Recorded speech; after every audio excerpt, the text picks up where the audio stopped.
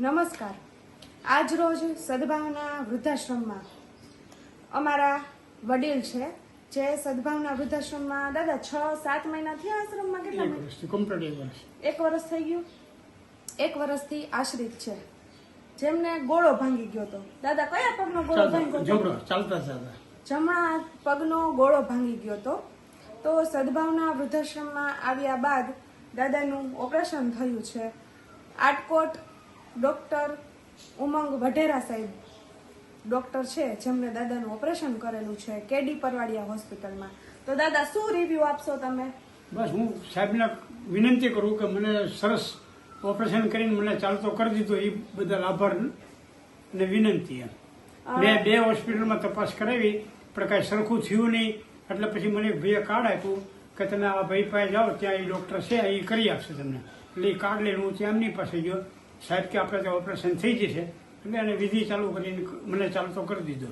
અને કેટલા દિવસ થયા છે ઓપરેશનના અને તમે ચાલવા માંડ્યા? 4 દિવસ થયા. 4 દિવસ થયા. 4 દિવસમાં. ઓપરેશનને કેટલો ટાઈમ થયો? ઓપરેશનને 2-2.5 કલાક. 2 મહિના નથી થયા ને હજી ઓપરેશન? ના, કરાવ્યું તો હજી હમણાં જ કરેલું. 15 દિવસ થયા. 15-20 દિવસ થયા અંદાજે. તમારી ઉંમર કેવડી છે? 75 વર્ષ. 75 વર્ષની ઉંમર છે. અને અમારા સુરેશ દાદા છે જેમને પગનો ગોળો ભાંગી ગયો હોવાથી કેડી પરવાડિયા હોસ્પિટલમાં ઓપરેશન કરાવેલું છે સદભાવના વૃદ્ધાશ્રમ દ્વારા. તેમજ દાદાનું ઓપરેશન બહુ સરસ રીતે સક્સેસ થયું છે અને 15 દિવસમાં દાદા કોઈ પણ ટેકા વગર સરસ રીતે ચાલવા પણ લાગ્યા છે. તો પેલો આભાર તો દાદા ડોક્ટરનો કે સરસ મજાનું ઓપરેશન થયું. કીધું મેં એનો સૌથી વધારે આભાર એનો કે મને હાલતો ચાલતો કરી દીધો. દાદા હાલી પણ નહોતા શકતા, વોકરથી ચાલતા હતા, એ પણ થોડું એવું. અત્યારે દાદા સરસ મજાનું ચાલે છે, પગથિયા ચડે છે અને વોકર વગર. પણ આપણે તો આરામ જ કરવાનો છે, ચાલી શકો છો. પડી વરસાદનું પાણી પડ્યું હોય ને એટલે બહુ હાલવાનું નહીં.